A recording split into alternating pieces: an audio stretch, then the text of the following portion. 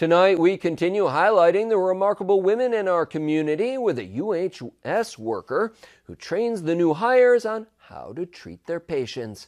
As News 34's Roy Santacruz shows us, Jessica Sleilati works behind the scenes, but her impact is felt throughout the community. The onboarding process for any job is historically tedious, but especially within a healthcare organization, it's more than just the paperwork. Jessica Sleilati is the manager for nursing education at UHS. Her class is more than just learning a computer software. She's teaching people how to talk and to interact with patients. She says nurses have to be ready for anything. Healthcare workers face danger being at work, and so I've been very passionate and interested in training staff to be able to accurately recognize escalating behaviors in crisis, and then also be able to compassionately and competently react through de-escalation techniques. Sleilati was promoted to her current managerial position just last month after working as an educator in the behavioral health department at Binghamton General Hospital for 7 years. She also gives talks at UHS and around the community about suicide prevention and detection. She advocates for frequent suicide screenings and check-ins with patients.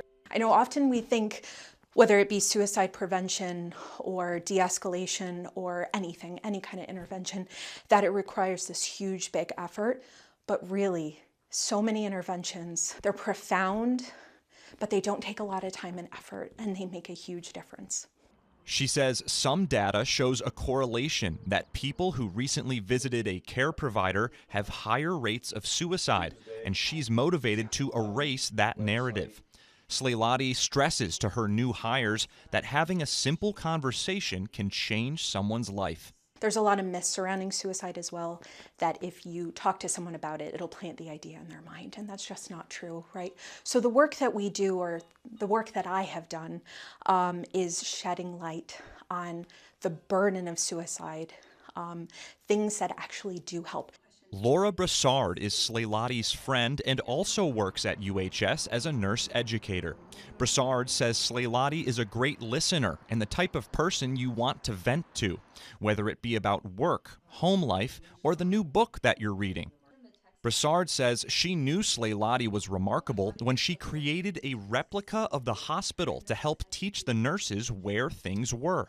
A bird's eye view of one of the units in the hospital and created Lego pieces so that if there was some sort of emergency, the nurses could see from a top-down approach what needs to be done, where they need to move to.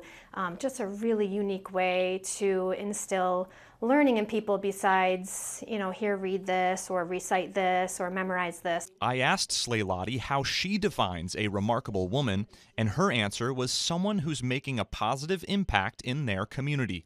The values of respect, compassion, and understanding that can be seen throughout the entire UHS system all trickle down from Sleilati and her passion. In Vestal, Roy Santacruz, News 34.